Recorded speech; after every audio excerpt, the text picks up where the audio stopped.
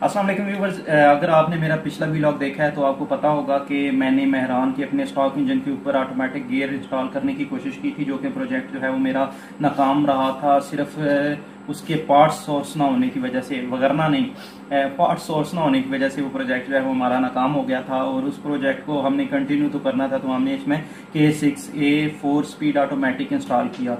तो आज की वीडियो में मैं आपको उसकी सारी कॉस्ट वगैरह बताऊंगा कि हमने क्या क्या चीज़ परचेज़ की और 2024 में हमें वो सब चीज़ें कितने कितने की मिली, ताकि अगर आप भी ये प्रोजेक्ट जो है वो करना चाहते हैं तो आपको भी अंदाज़ा हो जाए कि आपने क्या क्या चीज़ कितने कितने में परचेज़ करनी है।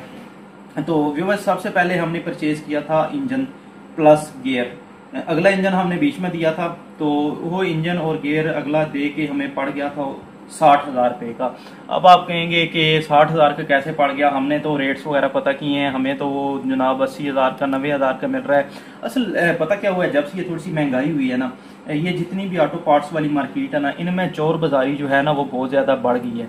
अब क्यों बढ़ी है इसका मैं कुछ कह नहीं सकता, लेकिन ये है कि उस अंदाजे में ना काफ़ी ज़्यादा चोर बाजारी बढ़ गई। अब इंजन सस्ता लेने का मैं आपको एक तरीका बता दूं कि आपने इंजन हमेशा जुमेरात को परचेज करना है। आपने जब भी कोई बड़ा ऑटो पार्ट परचेज करना हो ना, तो आप कोशिश किया करें जुमेरात को परचेज किया करें, क्योंकि ये सारा जो उन्होंने सामान वगैरह लिया होता है ना वो क्रेडिट पे लिया होता है।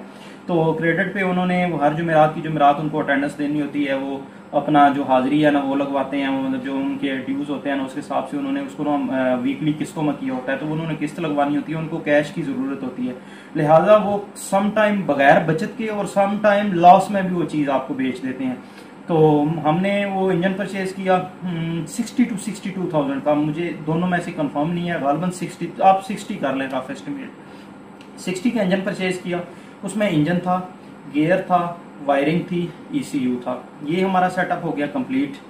उसके बाद वो जो इंजन हमने 60 का परचेज किया उसमें कैटालिटिक कन्वर्टर नहीं होता, तो जब कैटालिटिक कन्वर्टर नहीं होता तो उसकी वो आगे जो सिलेंसर वाली भट्टी होती है ना वो हमें परचेज करनी पड़ती है। तो वो हमने परचेज की 5,000 की, हमारा प्रोजेक्ट चला गया 65,000 पे। उसके बाद अगली चीज़ जो हमें परचेज करनी थी वो थे फाउंडेशन। फाउंडेशन हमने दोनों फाउंडेशन जो थे वो हमने परचेज किए। पिछला जो था वो हमें नहीं चाहिए था, क्योंकि वो मेहरान वाला ही हमारा चल जाना था। तो हमने गियर साइड वाला और टाइमिंग साइड वाला दो फाउंडेशन जो है वो हमने परचेज किए, वो भी हमें 5,000 में मिल गए। तो हमारा प्रोजेक्ट चला गया 70,000 पे। अगली चीज़ जो हमें मेन उसके लिए परचेज करनी थी वो थी उसकी फाउंडेशन, सॉरी ये एक्सल जिन्हें गोडे कहा जाता है। तो हमने उसके गोडे जो हैं वो परचेज किए। हमने अल्टो वाले गोडे पूरे के पूरे ही परचेज कर लिए, क्योंकि हमने कहा पूरे गोडे परचेज करेंगे, उसको खुद हम कट करके ना फिर हम खुद उसको रिपेयर करवाएंगे। तो वो गोडे हमें दोनों मिल गए थे 7,000 रुपये के। तो हमारा प्रोजेक्ट 77,000 पे चला गया। उसके बाद हमें परचेज करने वाली जो चीज़ थी वो पंप असम्बली थी। तो पंप असम्बली हमने परचेज की 4,000 की, तो वो हमारा प्रोजेक्ट हो गया 81,000 रुपये में। 81,000 की हमने ये चीज़ें परचेज की। और मेरे ख्याल में पार्ट्स हमें इतनी, इनफैक्ट हमें एक और चीज़ चाहिए थी, शिफ्टर प्लस केबल। वो शिफ्टर और केबल दोनों हमें जो ये ग्लास फैक्ट्री चौक के साथ जो कचरा मार्केट है वहाँ से हमें दोनों चीज़ें 5,000 की मिल गई। तो हमारा प्रोजेक्ट चला गया था 86,000 पे। 86,000 में हमने चीज़ें परचेज की। उसके बाद हम लेबर की तरफ आ जाए, हमने लेबर क्या क्या पे की। हमने 3,000 रुपया खरादिये को दिया।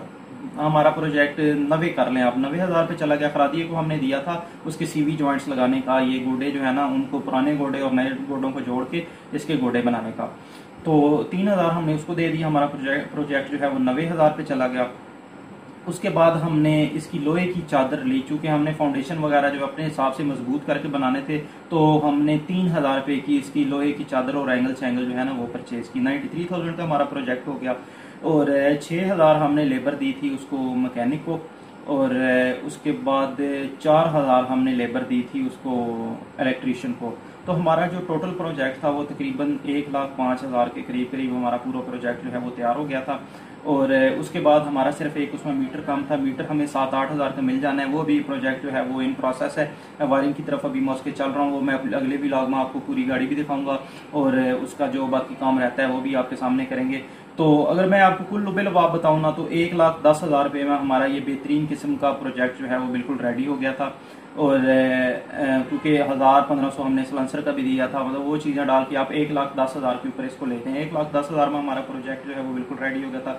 अब ये जो ठेकेदार बैठे हुए हैं, मतलब यूट्यूब पे भी मैं देखता हूँ और शॉप्स वगैरह में भी जो आपसे 1,70,000 1,80,000 हैं, वो हमारे लग जाते हैं वगैरह वगैरह।